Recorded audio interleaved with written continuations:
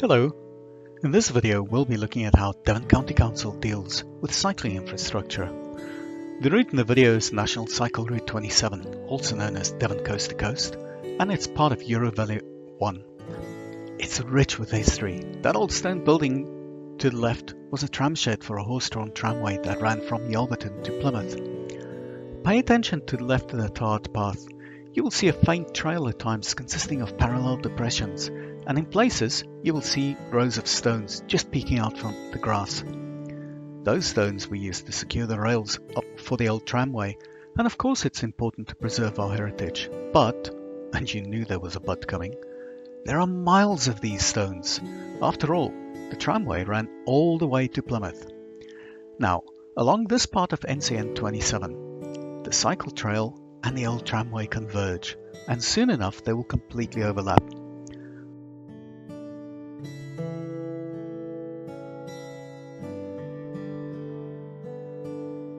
We're approaching the point where they converge. You can see the tramway stones on the left. At the gates, the stones continue straight ahead, and for a little while the cycle path runs alongside the stones. The location of the stones along here is quite overgrown in places, meaning they're not always immediately visible, but they are there. But let's see what happens further along.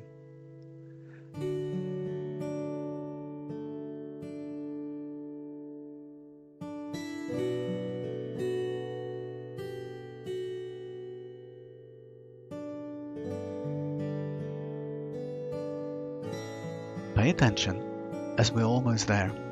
Now, can you see it? The sealed surface of the cycle path simply stops, and cyclists are expected to bump along over and between the stones. After rain, it can get quite muddy here too. And the reason for this? Heritage preservation, of course. Apparently, the old tramway stones don't matter along many miles of open moorland. They certainly don't matter where they might interfere with a golf course out of sight to the left. But the moment the cycle path and the stones converge, the stones simply must be preserved at all costs. At this point, I'll forgive you for thinking I'm being overly dramatic. So let's continue along our journey. When we get to the next set of gates, please pay particular attention to the course of the tramway stones. As you can see, they continue straight under the car gate. On the other side of that gate, we're no longer on the cycle path, but rather on the rural lanes where cars do get driven. Look again. Can you see any tramway stones now? Without X-ray vision, you can't, as they now all underneath that tar. Apparently, heritage preservation goes out the window the moment cars enter the picture. To be honest, the tar lane doesn't go over the old tramway stones all the time, and at times you will see the stones off to the left. However, for significant sections, the tar lane is right over the old tramway stone. At this stage, you might, quite correctly, point out that there are places where there simply wasn't any realistic alternative. Space limitations forced it to happen, and I'd agree. However, that simply isn't true for the entire length of the tarred lane. Also, back where the tramway stones and the cycle path converge, there is space to tar the cycle lane right alongside, but that simply didn't happen. That was a choice.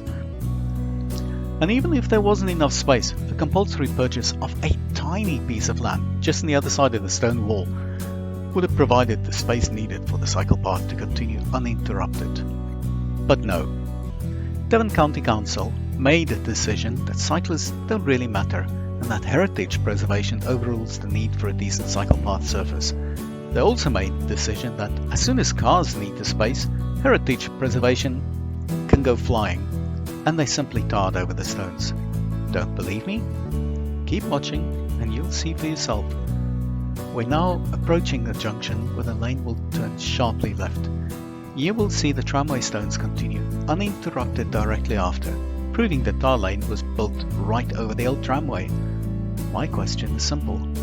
If we absolutely had to preserve a section of the tramway stones, why not here, where neither the tar lane nor the cycle path needs the space?